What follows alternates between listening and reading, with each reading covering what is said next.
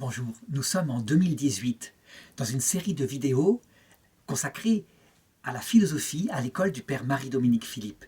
Et j'en suis rendu à une partie qui s'appelle la psychologie, une partie de la philosophie du vivant qui regarde davantage non pas les facultés humaines mais les comportements humains qui en sortent de ces facultés multiples. Et je suis en train d'étudier dans cette série de vidéos ce qu'on pourrait appeler les troubles psychiques, c'est-à-dire ce qui ne va pas, quand le psychisme ne va pas. Après avoir vu la différence entre les psychoses et les névroses, la psychose faisant perdre le sens de la réalité, la névrose touchant simplement aux passions, j'ai vu dans la précédente vidéo les troubles graves qui touchent, je dirais, la faculté fondamentale de notre psychisme, le concupiscible, donc qui touchent le goût du plaisir. Et il me faut voir maintenant les troubles qui touchent l'autre faculté du psychisme, qu'on appelle l'irascible, cette faculté qui fait que lorsqu'un bien nous paraît important, elle se met en marche pour le conquérir et pour le posséder. Cette faculté, elle a des passions qu'avait bien décrit Aristote, qui sont au nombre de 5 globalement. L'espoir, avec son inverse, quand ça va mal, quand c'est raté, que le bien ne sera jamais conquis alors qu'il est essentiel, le désespoir. L'audace qui fait qu'on va dans un comportement par espoir pour conquérir ce bien, et son inverse, la peur, la crainte, qui fait qu'on a peur de rater. Et puis la colère, qui donne le nom à cette faculté. La colère, c'est quand justement ce bien injustement va être perdu et qu'on se bagarre dans une dernière énergie pour le conquérir. La passion qui, je dirais, est la plus marquante dans ce domaine quand ça va mal, c'est la crainte. C'est la crainte. En réalité, ça s'achève dans quelque chose de plus profond encore qu'est le désespoir. Mais le désespoir, ça ressemble finalement à une tristesse chronique parce qu'on n'a plus de goût à la vie. Et donc, on peut le traiter davantage dans les troubles de l'humeur. Tandis que la crainte, là, ce qu'on appelle les troubles de l'anxiété, la crainte, on la repère. On a peur de quelque chose ou de rien. Mais cette peur, elle se ressent ici, dans le plexus solaire. C'est une boule, on pourrait dire, en bas de la cage thoracique. Et chacun peut discerner ce qu'elle est. Résultat, les psychiatres, les médecins se sont rendus compte que par rapport à ce sentiment-là négatif qui gâche la vie de gens, quand ça devient névrotique, c'est ce qui se passe, eh bien, que les substances utilisées étaient un petit peu différentes, parfois, et qu'elles agissaient bien sur les craintes. On les appelle des anxiolytiques, et de fait, ça confirme un petit peu les découvertes qu'avait fait Aristote avec ces 2 facultés dont j'avais parlé. Évidemment, il ne faut pas trop, je dirais, absolutiser et distinguer, parce que c'est bien le concupiscible qui met en marche l'irascible quand le bien est important. Donc tout ça, c'est lié dans le cerveau. Mais il n'empêche que, sans doute, il doit y avoir, on ne sait pas encore, c'est la science qui cherche, des neurotransmetteurs différents, et donc des substances qui permettent, comme des béquilles, de réguler les anxiétés, qui sont un petit peu différentes de celles qui permettent de réguler les troubles de l'humeur, donc les troubles de la tristesse. Alors je voudrais traiter de ces troubles de l'anxiété de 2 façons. D'abord, je dirais montrer les 6 grands troubles de l'anxiété que les psychiatres ont, je dirais, classés. La classification, ça permet de faire des diagnostics, donc c'est très pratique. Les 6 grands troubles qu'ils ont repérés. Et je dirais les décrire simplement. Et ensuite, dans une autre partie, voir comment on pourrait les guérir. Comment c'est possible à travers non seulement des médicaments, parfois c'est utile, mais je dirais une psychologie comportementale. Ça veut dire des entretiens, je dirais une aide donnée à la personne très concrètement du côté de son intelligence. Alors d'abord, la description des 6 grands troubles qui actuellement sont gardés. Mais je pense qu'il y en a bien d'autres, mais peu importe. Le premier, je voudrais le traiter avec un autre parce que ce qui les caractérise, c'est qu'on a peur, on a une anxiété, mais on ne sait pas de quoi. Il n'y a pas d'objet, il n'y a pas un chien qui va nous attaquer. C'est quand même quelque chose de très différent que quand il y a, par exemple, une peur, parce que factuellement, il y a une cause qui est déterminable. Le premier s'appelle le trouble de panique. Alors voilà en quoi ça consiste. Une personne qui est tout à fait normale, qui n'a jamais eu de problème, va dans la rue pour aller faire ses courses, par exemple, et tout d'un coup, sans qu'il y ait une cause, elle s'arrête. Et dans son esprit, se met à se déchaîner une anxiété, je dirais indescriptible, une crise violente qui va durer, je dirais peut-être quelques minutes, 15-20 minutes, mais qui envahit tout, qui fait qu'elle se met à trembler, qu'elle parfois elle s'assoit par terre, qu'elle a peur de tout, elle ne sait pas ce qui va pas. C'est un tel choc, ce trouble de panique, qu'elle en ressort. Et quelquefois, les gens sont venus autour d'elle, elle en ressort en sueur, il y a beaucoup de symptômes qu'on connaît bien, qui sont les symptômes d'une véritable terreur, et elle ne sait pas expliquer ce qui s'est passé. Évidemment, un tel choc psychologique, lorsqu'il s'est produit, la personne se regarde, la personne s'inquiète, et la grande peur qu'elle va avoir, c'est que ça récidive. Donc, elle n'est pas dans l'état d'avant comme dans l'état d'après. Il y a quelque chose qui a changé, une inquiétude sourde. Si ce trouble de panique se reproduit, par exemple, durant 1 mois, 4 fois, comme ça, incroyablement, sans qu'il y ait d'objet, eh bien, les psychiatres vont discerner, on est face à un trouble de panique qui, manifestement, il faut le reconnaître, parce que ça n'a pas d'objet, vient très probablement d'un dérèglement d'un neurotransmetteur. C'est-à-dire c'est une cause médicale. Ce n'est pas une cause, je dirais, psychiatrique. Ce n'est pas quelque chose dans le passé, ça vient brutalement. Alors évidemment, on ne va pas poser ça comme ça, on va chercher, est-ce qu'il n'y aurait pas quelque chose de caché? On pourrait faire une sorte de démontage, est-ce qu'il n'y a pas un événement qui a provoqué ça? Comme on disait la Madeleine de Proust, ça veut dire une horloge par exemple qui a rappelé tel moment qui s'est passé dans la vie, tel traumatisme, et qui peut ramener ça à une cause. Mais s'il n'y en a pas du tout, eh bien évidemment le traitement, premièrement, va être un régulateur, un anxiolytique, quelque chose pour empêcher que ça récidive. Il y avait des anxiolytiques de première génération qui étaient très violents, qui, je dirais, étaient comme un marteau avec lesquels on écrasait une mouche. Mais maintenant, il y en a des de deuxième génération qu'il faut prendre un certain temps et qui finissent par produire leurs effets et dont les psychiatres sont très contents parce qu'il n'y a pas d'attachement. En fait, on ne donne pas une substance, on empêche à une substance de trop agir en nous. Comme par exemple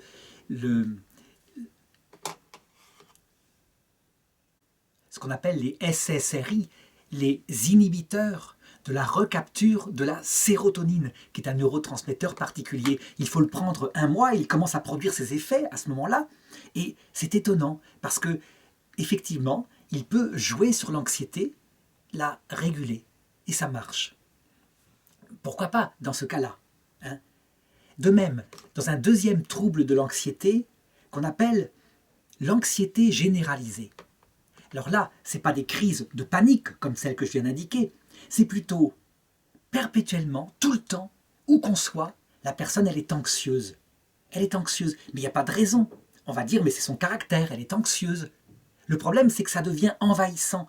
Elle a peur de tout et de rien. Elle est simplement, naturellement anxieuse.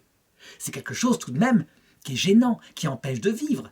On sait bien ce que ça peut donner. Eh bien, quand il n'y a pas de cause comme cela, non plus discernable, eh bien, le même genre de médicament, un psychiatre va y penser pour faire diminuer le niveau d'anxiété.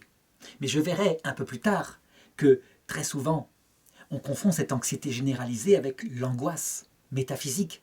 Ça veut dire la question du sens de la vie, une vie insensée qu'on vivrait au quotidien. Et donc, il ne faut pas se contenter, comme ça, d'un diagnostic superficiel.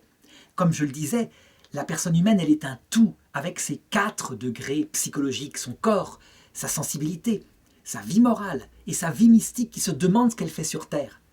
C'est tout l'homme qu'il faut regarder. Donc, quelquefois, les diagnostics sont posés beaucoup trop rapidement et inconséquemment, je dirais. Alors ensuite, il y a 4 autres troubles de l'anxiété, mais qui cette fois se repèrent plus facilement parce qu'on trouve leur cause. Celui qui est le plus compliqué pour trouver la cause, c'est ce qu'on appelle les troubles obsessionnels compulsifs. Donc je décris ce que c'est d'abord. La personne, dans son esprit, elle a d'abord des obsessions. Des obsessions pour des choses, quelquefois, qu'on ne comprend pas. D'où la difficulté pour trouver l'objet qui a provoqué ça. Exemple, obsession pour être propre. Obsession pour se laver les mains tout le temps. Parce qu'il y a des microbes partout. Et qui va provoquer, ça c'est ce qu'on appelle la compulsion, Une personne qui va par exemple 10 fois par heure aller au robinet, se laver les mains au savon, et puis comme cela. J'ai connu une personne, une collègue, qui avait ce genre de trouble obsessionnel compulsif par rapport à une sorte de peur de la craie pour écrire au tableau, aux élèves.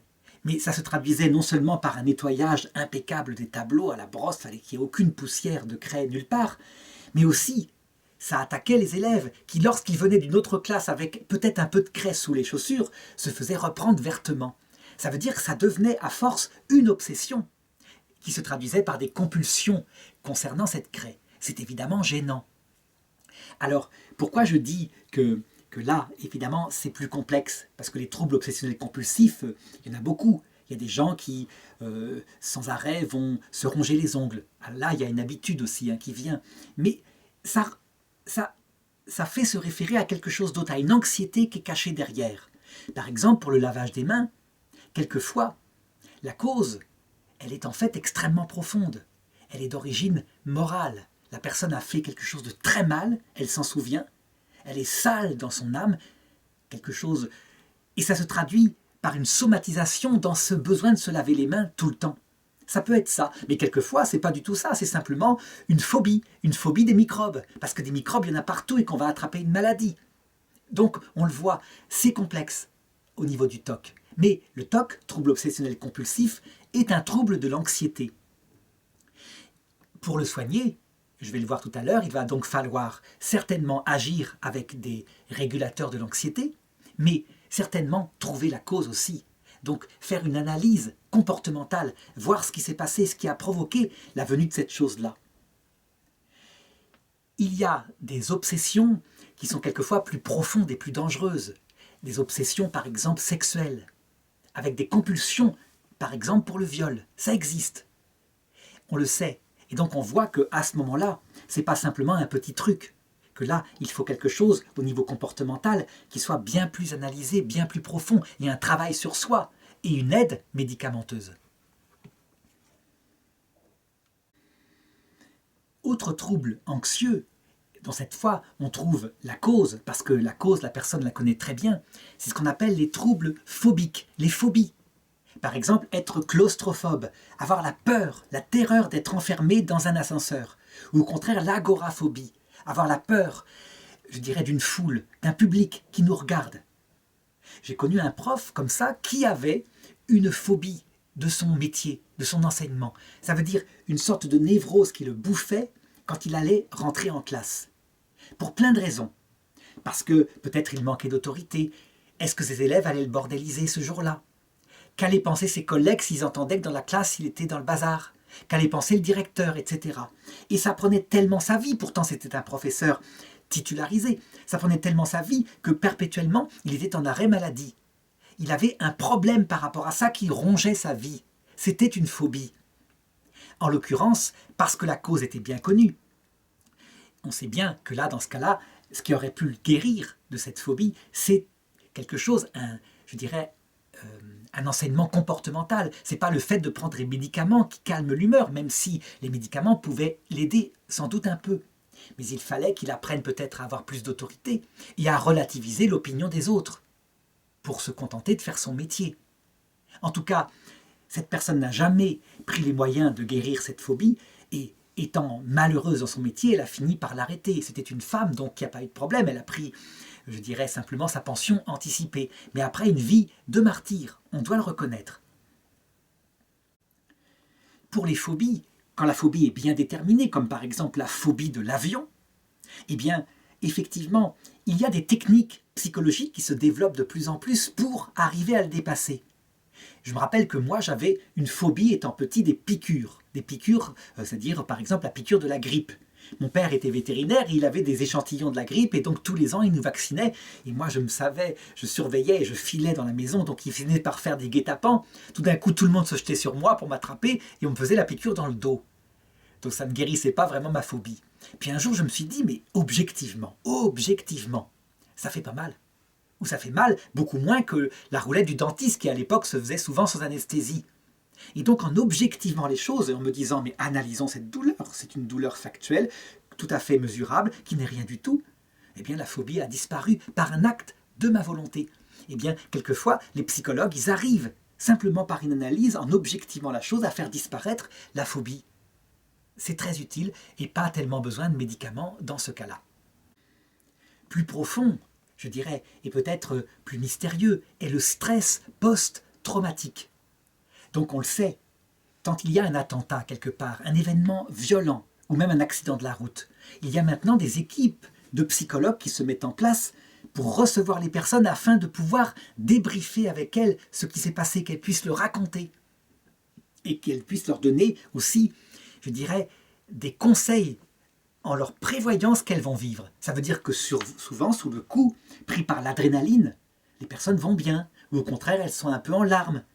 Tout le problème, c'est est-ce que ça va donner un stress post-traumatique? Ça veut dire au bout de quelques semaines, une série de symptômes, parce que le psychisme a été atteint violemment, une série de symptômes qui vont la plonger dans une anxiété permanente, ou plutôt un souvenir permanent de la scène traumatique vécue, avec des cauchemars qui remontent, le souvenir de tel endroit, qui à chaque fois que le stimulus ou l'endroit, quelque chose rappelle cette scène vécue, fait que la personne entre dans l'anxiété, une anxiété parfois qui tourne à la panique.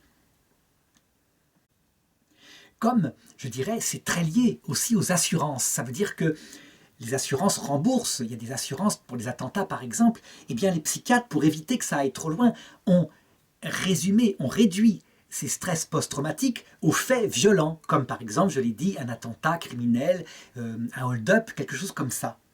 Mais il faut être lucide. En réalité, un stress post-traumatique peut arriver dans les choses courantes de la vie, comme un divorce violent, brutal, qui arrive à une personne qui avait totalement confiance en l'autre depuis des années, peut provoquer les mêmes symptômes, ce stress post-traumatique, qui fait que le moindre souvenir, la moindre photo.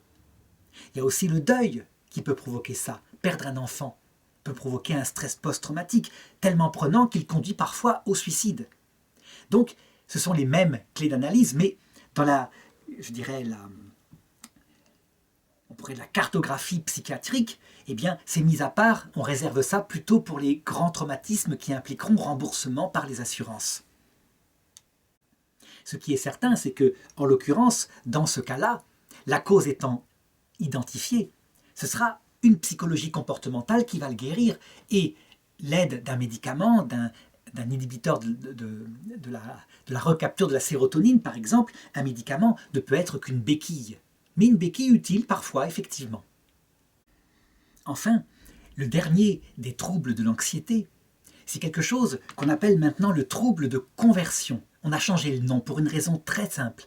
C'est que dans le temps, on l'appelait l'hystérie, mot qui vient de utérus, et donc qui faisait qu'on s'en servait n'importe comment pour se moquer d'une femme qui, par exemple, était trop, extravertie ou en colère parfois. En fait, ça n'a rien à voir. Le trouble de conversion ou l'hystérie, c'est une façon, je dirais, de dépasser l'anxiété dans quelque chose qui, je dirais, involontairement en tout cas, va permettre de soulager ce sentiment négatif.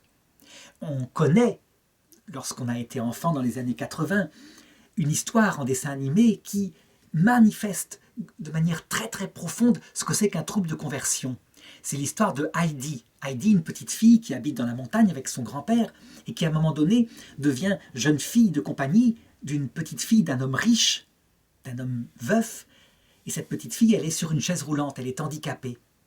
Mais un jour, Heidi se rend compte qu'en fait, son pied bouge, qu'elle n'est pas si handicapée de ça. Et pourtant, elle est sur son fauteuil roulant depuis longtemps. Elle arrive un jour à convaincre le père de cette petite fille de la laisser l'emmener voir son grand-père dans la montagne. Et dans leur balade en montagne avec la chaise roulante, un jour la chaise se renverse. Et Heidi lui dit, elle s'est renversée, maintenant viens vers moi, viens vers moi. Et l'autre, en colère parce qu'elle ne la ramasse pas, parce qu'elle la laisse comme ça par terre pendant des heures et des heures, finit par se lever et par venir vers elle en marchant, dans sa colère. Est-ce qu'il y a eu un miracle? Non. En fait, le trouble de conversion était simplement le fait que cette petite fille, dont le père était sans arrêt en voyage pour ses affaires et ne s'occupait pas d'elle, inconsciemment, ou peut-être à moitié consciemment, en tout cas pour se faire aimer de lui, pour attirer son attention, avait développé ce symptôme, je dirais, impressionnant, d'une paralysie organique alors que son corps n'était pas du tout paralysé. Donc, ce qui caractérise l'hystérie, ce sont des symptômes quelquefois énormes, des somatisations gigantesques, des maladies, des éruptions de boutons, des tas de choses comme ça. Mais en fait, la cause est psychologique. C'est une conversion pour, je dirais, régler ce problème d'anxiété. En l'occurrence ici, cette petite fille voulait donc l'affection de son père et elle avait développé un trouble de conversion. Tout le problème, évidemment, du discernement, c'est que parfois, ça peut être volontaire. Et dans ce cas-là, ce n'est pas du tout un trouble de conversion, ce n'est pas, je dirais, une somatisation involontaire, c'est, je dirais, une technique de chantage. Et c'est tout à fait à différencier. On sait que, par exemple, certains malades, certains prisonniers, pour arriver à se faire déporter dans la prison et pouvoir mieux s'évader, miment des troubles de conversion. Il y a eu aussi le phénomène pendant la guerre 14. Traumatisés par les bombardements dans les tranchées, certains soldats avaient constaté que certains étaient vraiment avec des troubles nerveux. On voit des films de cette époque-là où ils se transportent comme ça, complètement tremblants, avec des espèces de catatonies. Le choc nerveux du bombardement a provoqué ça. Eh bien, ils imitaient la chose pour ne plus retourner au front. Et un médecin de l'époque avait trouvé le truc pour distinguer ce qui était véritablement un trouble de conversion non volontaire et quelquefois ce qui était volontaire. Il se servait d'électrochocs donnés consciemment, c'est-à-dire sans endormir la personne, mais violent, un peu comme quand on touche une clôture électrique pour des vaches, ça fait mal. Et à force de le faire, donc de provoquer cette douleur, mais les gens, plutôt que de souffrir comme ça atrocement, finissaient par retourner au front, parce que, voilà, autant souffrir au front, mais avec les copains, plutôt que de souffrir ici par un médecin sadique. Donc voilà, globalement, les 6 espèces, je dirais, qui ont été déterminées des troubles de l'anxiété. Il me reste maintenant à aller du côté d'une analyse plus profonde. Ça veut dire, d'où est-ce que ça vient? Quels sont les divers phénomènes qui peuvent provoquer ces troubles de l'anxiété? Parce qu'ils ne sont pas que physiques. Eh bien, pour répondre à cette question, une fois encore, il faut se servir des instruments philosophiques. Ça veut dire de la connaissance de tout l'homme selon ses dimensions. Et je l'ai dit, j'y reviens souvent, les 4 dimensions interviennent. On peut les couper en tranches par analyse, mais en réalité, elles sont unies. Et donc, prétendre qu'il n'y aurait jamais de troubles anxieux venant de la vie spirituelle, c'est un tort. De même, prétendre qu'il n'y aurait que des troubles anxieux qui viendraient d'une origine biologique, c'est un tort. Et pour le comprendre, je vais donner quelques exemples. Donc, l'être humain a 4 degrés dans sa vie psychologique, le degré biologique d'abord. Eh bien, il y a effectivement possibilité de troubles anxieux qui ne sont d'origine que biologique, ça peut exister, tout existe dans l'être humain, et donc par un dérèglement d'une substance qui permet l'action du cerveau, et qui va, je dirais, transmettre à travers les neurones ce sentiment particulier de peur. Lorsqu'on peut faire le diagnostic que la cause est exclusivement biologique, ce qui est rare, eh bien, si c'est exclusivement biologique, le remède sera exclusivement biologique, donc un régulateur de l'anxiété. Tout le travail des médecins psychiatres sera de trouver la bonne substance, le bon réglage. Et effectivement, face à un médicament qui pour quelqu'un donnerait véritablement une régulation, pour un autre ce sera catastrophique, ce ne sera pas supporté. Et donc, en général, les médecins font des essais, des doses, et je dirais le patient lui-même doit y aider. Le seul problème, c'est que certains médicaments agissent sur le moyen terme, donc au bout d'1 mois, et donc les essais ne sont pas du jour au lendemain comme ça. Les médecins agissent en général sur la sérotonine, mais aussi sur d'autres neurotransmetteurs comme la dopamine et même la noradrénaline. Donc ça, c'est un problème médical. Il faut savoir, cependant, que, je l'ai dit au cours de ce développement, il y a certains troubles anxieux qui viennent d'un problème purement psychologique, une réaction psychique catastrophique. Je l'ai dit, lorsqu'on est, témoin d'une catastrophe bouleversante qui impacte notre psychologie au point de lui donner un choc non pas physique mais psychique. comme par exemple vivre la guerre 14 dans les tranchées, vivre un bombardement à Verdun. Il est évident que le traumatisme sur le psychisme peut être durable, et là, en l'occurrence, l'effet est biologique, mais la cause est un choc psychique. C'est tout à fait différent de si on a reçu un éclat d'obus dans une partie du cerveau qui a abîmé au niveau biologique le cerveau. Donc il faut savoir distinguer.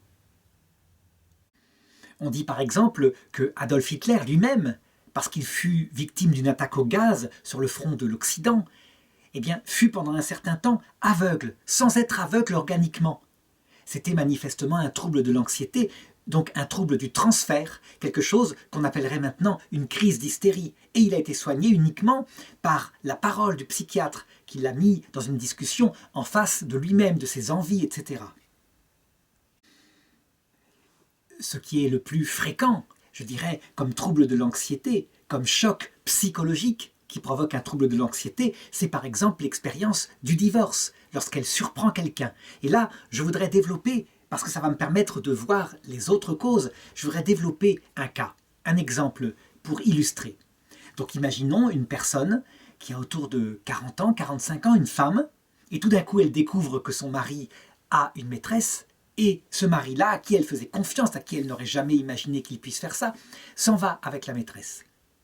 On devine l'ébranlement psychologique que ça provoque, mais justement, l'ébranlement est psychologique, parce que la personne était en état de sécurité, et tout d'un coup elle ne l'est plus. Mais ce n'est pas seulement le cas. En tout cas, du côté de l'ébranlement psychologique, il y a une réaction psychique qui existe tout simplement parce que la présence s'en va. La présence physique du mari disparaît. Et donc la maison devient vide. Et ça a un impact que pourrait très bien vivre aussi l'animal domestique dont le maître est cet homme qui est parti et qui est abandonné. Alors on va dire je compare une personne humaine à un animal. Non, je ne compare pas, on va voir la suite. Mais le psychisme, l'animal en a un. Une vie sensible, il en a un. Et la présence de son maître, c'est son milieu psychique. Donc il peut souffrir au niveau de cette vie sensible, de troubles de l'anxiété après, de solitude, il entend un bruit, il se met à s'agiter, il pense que c'est le maître qui revient, etc. Et l'être humain qui a une vie animale en lui peut aussi, à ce niveau-là, connaître un trouble psychique qui a des conséquences somatiques, donc des anxiétés, avec les neurotransmetteurs qui ne fonctionnent plus très bien. Mais dans le cas que je viens indiquer, donc si on peut, je dirais par la parole, par la présence d'amis, etc., régler au bout d'un certain temps cet ébranlement du psychisme et faire que la personne aille mieux. Il y a autre chose qui s'est passé, que le chien, lui, ne comprend pas, mais que la personne humaine, elle, comprend dans son intelligence. À savoir que ce mari qu'elle aimait l'a trahi, a trahi la confiance. La confiance. Le chien aussi est trahi, mais lui, c'est la présence ou l'absence qui le rend malheureux. Je dirais, le maître revient, il est content. Il n'a pas pensé que le maître n'avait pas du tout pensé à lui.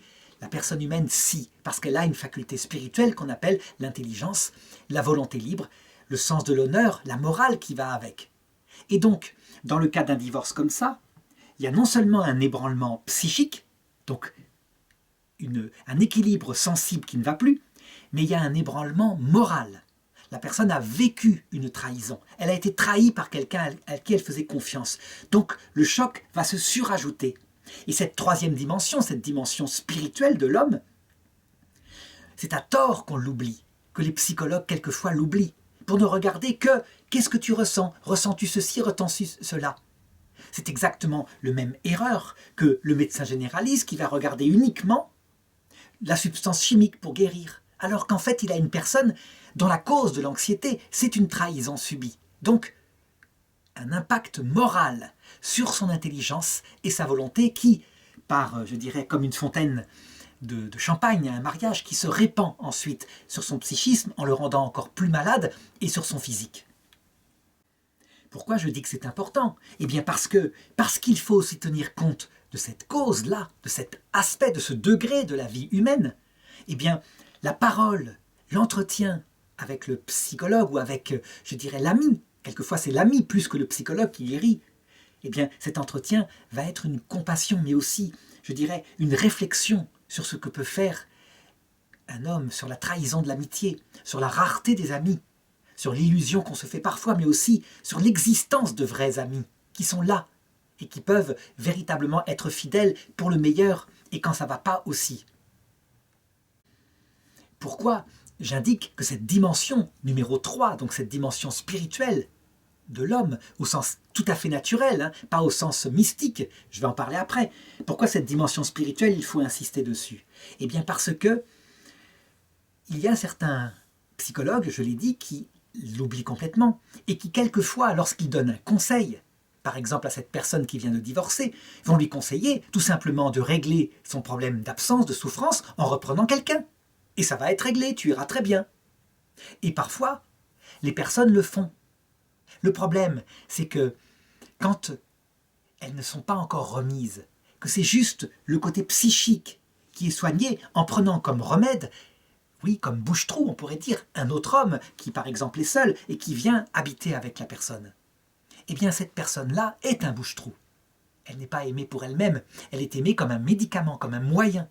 Mais elle ne s'en rend pas compte, évidemment. Tandis que la personne qui a fait ça, qui a été elle-même bafouée, et qui prend un bouche-trou, je dirais en se justifiant, par l'aide d'un psychologue qui lui dit « tu iras mieux », si elle a un sens moral profond, et si un jour, eh bien, elle va mieux, et qu'elle renvoie cet homme-là, parce que l'instrument n'est plus utile, en fait, elle s'est elle-même déshonorée à ses propres yeux, et elle le sait. Elle a utilisé un être humain comme un moyen. Elle a agi finalement comme ce mari qui l'avait trahi. On dira, mais c'est de la culpabilisation que vous dites là. Il n'y a pas à se culpabiliser. Ce qui compte, c'est qu'elle aille bien. C'est un tort. L'être humain a une conscience morale. On ne peut pas négliger ça. Et donc, donner des conseils de déshonneur pour que son psychisme aille bien. En fait, il va se passer ceci. Sur l'instant, on va bien. Ça va très bien, pas de problème. Mais à long terme, si ce couple dure et si la personne n'est qu'un instrument pour son bien-être, à long terme, la personne sait très bien, la personne qui a fait ça, qui a repris cet homme pour remplacer l'autre, elle sait très bien, dans sa conscience morale, qu'elle agit pas très honnêtement.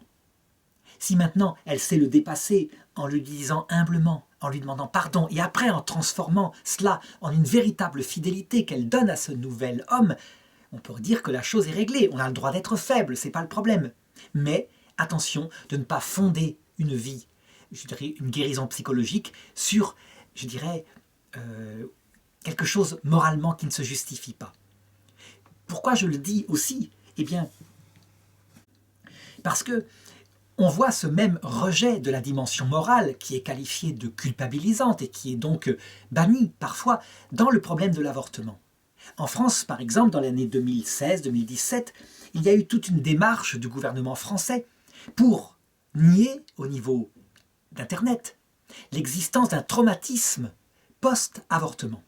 Je me rappelle un jour avoir naïvement demandé à des infirmières en gynécologie si elles constataient parfois qu'il existait un traumatisme post-avortement. Je parle bien de l'avortement involontaire ou volontaire, l'IVG. Et elles m'ont répondu, mais parfaitement, il y en a très souvent, c'est très fréquent. Pour les femmes, c'est quelque chose qui est bouleversant. Bouleversant au point de vue psychologique, parce qu'il y a l'arrêt d'une grossesse, mais bouleversant aussi au niveau moral, parce qu'elles savent très bien que ce n'est pas une tumeur. Et on a beau dire, des infirmières leur disent, mais c'est rien, c'était que quelques cellules. Elles savent fondamentalement que ce n'est pas si simple. Donc, le gouvernement français a essayé de dire que les sites qui prétendaient qu'il y avait là, dans l'avortement, la mort d'un enfant, étaient des sites, je dirais, religieux, intégristes, fanatiques, et qu'ils induisaient par leur culpabilité ce traumatisme des femmes, donc uniquement de façon artificielle. Et une loi est même passée pour sanctionner ces sites-là comme des fake news, c'est-à-dire des mauvaises nouvelles de l'idéologie. En réalité, l'être humain, il a ces trois dimensions. Et donc, s'il est vrai que dans un avortement volontaire, le trouble psychique, parce que tout d'un coup la vie, alors qu'une grossesse n'est pas voulue, la vie est bouleversée, le trouble psychique est calmé, donc au niveau numéro 2, tout d'un coup, il arrive un soulagement, ça y est, il ne va pas y avoir ce problème d'organisation, etc. Eh bien, il est faux de dire que la dimension morale est complètement évacuée. Bien au contraire. En fait, on se condamne très souvent à toute une vie se souvenir de l'anniversaire, se souvenir de peut-être un petit être qui existait et qu'on n'a pas reçu, etc. La dimension morale, elle est là, et elle sait très bien que c'est différent d'évacuer un ovule tous les mois, ou d'évacuer un embryon ou un fœtus, qui est en fait une présence. Résultat, pour soigner des femmes qui font un traumatisme post-IVG, eh bien quelquefois, la technique consiste à dire « mais servez-vous de votre intelligence, vous n'avez perdu que quelques cellules, une tumeur ». Et quelquefois, je dirais, en tout cas du côté de ceux qui croient qu'il y a un petit être humain, ça consiste au contraire à faire un deuil, à assumer le geste. Je ne pouvais pas te recevoir. Au niveau chrétien, catholique, où là la foi est particulièrement développée dans l'existence d'un petit être humain dès sa conception, eh bien, il y a l'objectivisation d'un mal qui a été fait, mais l'objectivisation d'un pardon qui peut être reçu par l'enfant, qui est vivant dans notre monde, et par l'absolution du prêtre. Donc l'Église guérit ces femmes-là par la vérité de la foi catholique, et par le pardon possible, par le pardon réellement possible, au point que l'enfant est confié dans son éducation, l'enfant mort, puisque l'Église croit en sa survie après la mort, il est confié à quelqu'un du ciel qui l'accueille et qui l'élève. Les athées diront, mais c'est évidemment créer les conditions d'une culpabilisation morale pour quelque chose qui n'est rien. Est-ce que, répondez certains, est-ce qu'on, je dirais, on fait un traumatisme pour la perte d'un ovule mensuel ou de spermatozoïdes? Je le redis, ce n'est pas la même chose. C'est-à-dire qu'on ne peut pas bannir la réalité de ce que c'est qu'un être humain différent, fécondé, et de ce que c'est qu'une simple semence qui tous les mois d'ailleurs passe. Ça n'a pas de rapport. Alors on dira, mais certaines femmes qui sont matérialistes, elles en font tout à fait le rapport et elles ne font aucun complexe post-avortement. C'est pas si simple que ça, même pour ces femmes-là. Je me rappelle une fois avoir été pris en stop par une femme qui m'avait dit ça. J'ai avorté plein de fois parce que c'est plus pratique que la pilule. Et elle était pleine de colère et de rage contre l'Église catholique. Ça montre quoi? Sans doute un trouble de transfert. Ça veut dire qu'elle transfère une anxiété dans une agressivité contre l'Église, coupable de répandre la culpabilité dans le monde entier. On ne peut pas changer la nature humaine, je le pense. En tout cas, on ne peut pas ne pas tenir compte de cette dimension spirituelle. Outre cette dimension spirituelle qui est naturelle, que tous les hommes connaissent, il y a une autre dimension spirituelle qui est beaucoup plus mystérieuse, mais que tous les hommes connaissent aussi. Sauf que elle est toute petite quand on est jeune et elle devient presque un arbre géant dans le jardin de son âme quand on est vieux. C'est la dimension mystique, justement. À savoir que tout homme, parce qu'il a un esprit, donc une vie morale, il a aussi une réflexion sur le sens de sa vie. Une réflexion, on pourrait qualifier de métaphysique. Qu'est-ce que je fais sur Terre? Est-ce que cette vie a un sens? Est-ce qu'il y a une survie après la mort? Est-ce que je retrouve ce que j'aime? Est-ce que je ne les retrouve pas? Est-ce que tout se termine par le néant? Quelle que soit la réponse donnée, chacun a sa réponse. Quelquefois, c'est l'agnosticisme. On dit « je ne sais pas, on verra bien ». Quelquefois, c'est le matérialisme. Je suis sûr qu'il n'y a rien après la mort. Eh bien, selon qu'on est matérialiste, athée ou spiritualiste, on est sûr qu'il y a quelque chose après la mort, ça a un impact immense sur l'anxiété. Et la négation au niveau des études psychologiques et aussi, je dirais, de la thérapie psychologique de cette dimension est pour moi une catastrophe. En effet, je parlais dans les anxiétés de cette anxiété qui est présente tout le temps chez certains, qui est généralisée tout au long de la vie. Il y a une forme d'anxiété dont on ne parle pas comme ça, on ne l'appelle pas l'anxiété généralisée, on l'appelle plutôt l'angoisse. L'angoisse, c'est une anxiété qui n'a pas d'objet. On ne sait pas pourquoi on a peur de quelque chose, pourquoi on a cette boule ici dans le plexus solaire. On ne sait pas.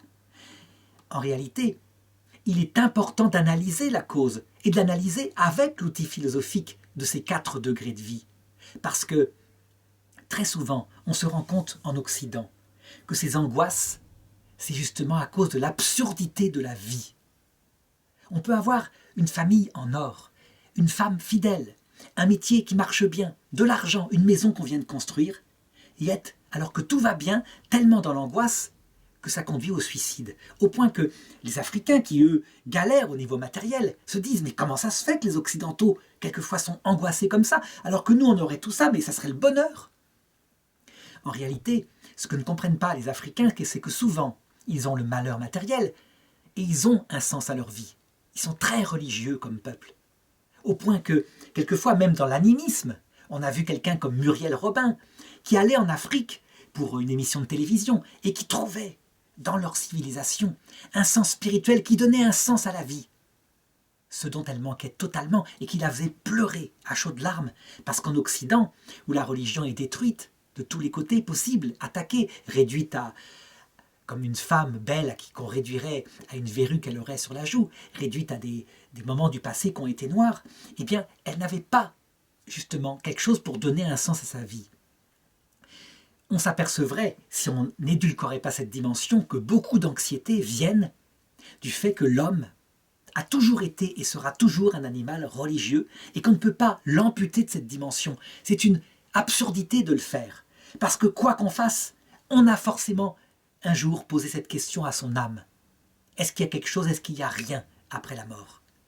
On le voit très fort chez les artistes quand ils se proclament à la télévision, quand tout va bien, évidemment athées, avec beaucoup de ricanements sur la religion, en particulier le catholicisme, parce que c'est sans risque, et qui, quand l'un des leurs meurt, eh bien, parle de sa survie là où il est. S'il nous voit, il pense à nous et il sera heureux, etc. Ça veut dire qu'il n'y a rien à faire. Les artistes qui ont une forte sensibilité le montrent que cette dimension fait partie de leur être. Très souvent, d'ailleurs, le soir, quand ils sortent des émissions où ils doivent afficher par métier un grand sourire, eh bien, leur anxiété transparaît dans des conversations privées et leur âme, du coup, transparaît. Donc, il faut analyser si l'anxiété, qui est parfois une angoisse, ne vient pas de cette dimension mystique, à savoir, est-ce que j'ai un sens à ma vie, un sens ultime? Si on est athée, alors il faut l'assumer. Par exemple par le bouddhisme, qui finalement ne pense pas à la survie de l'individu. C'est une sagesse qui, quelque part, permet d'assumer l'angoisse métaphysique. Si on est croyant, alors il faut l'assumer par une religion qui donne une explication de notre présence sur Terre, qui explique aussi pourquoi il faut passer par la mort, pourquoi toutes ces dimensions se cachent. Pour bien expliquer à quel point cette anxiété-là, due à la dimension mystique, est importante. Je voudrais raconter l'histoire suivante. C'est une histoire racontée par un psychiatre célèbre qui avait connu la déportation à Auschwitz et qui raconte que un jour, un homme, un ancien nazi, se rendit en Israël pour rencontrer un rabbin et il voulait se confesser au rabbin. Et le rabbin lui dit « Mais vous confondez, je ne suis pas prêtre catholique, je n'ai pas le pouvoir de donner le pardon de Dieu. Ce sont les prêtres catholiques qui le font. » Mais lui ne le savait pas. Lui, il pensait qu'un rabbin, c'était comme un prêtre. Il voulait en fait se confesser et recevoir l'absolution d'un juif, parce que, durant la guerre, il avait fait partie des Einsatzgruppen, ces groupes qui exécutaient par balles des peuples entiers du peuple juif, dans 40-41, et les charniers sont encore présents en Russie, en Biélorussie, en Ukraine, etc., par millions. Et jamais il l'avait oublié. Il avait constaté que certains de ses camarades SS devenaient fous, parce que tout de même, ils se rendaient compte que c'était des êtres humains. Et même s'ils faisaient des jeux avec eux, fallait bien, sinon on ne survivait pas, la conscience morale était là. Et lui, cet homme-là, qui était redevenu à la fin, au cours de sa vie, qui avait réfléchi au sens de sa vie, qui était redevenu croyant, pensait que jamais Dieu ne pourrait lui pardonner si le peuple juif ne lui pardonnait pas. Ça, c'est la dimension mystique. C'est la dimension du sens de la vie. C'est pas seulement la dimension morale, je vais demander pardon à mes victimes en réparant. C'est la dimension du jugement dernier, ultime. Eh bien, on doit en tenir compte. Et je dirais que quand l'angoisse est métaphysique, la religion a son rôle à dire. Il ne faut pas se tromper de remède. Un SSRI, donc un inhibiteur pour la sérotonine, pour la disparition de la sérotonine, il va peut-être calmer un petit peu, mais il ne calme pas la cause. C'est absolument en dehors du propos. Donc là, cette angoisse généralisée, cette anxiété, doit être prise du côté de sa cause profonde et il ne faut pas la négliger. Voilà, je m'arrête là. Je pourrais dire énormément de choses. C'est juste une petite vidéo, mais on voit bien discerner les esprits, ne pas aller trop vite, véritablement être humble devant la complexité des dimensions de l'être humain. à ce moment-là, on peut devenir un bon, je dirais, psychiatre ou même conseiller spirituel, parce que finalement, il n'y a pas d'opposition entre tout cela.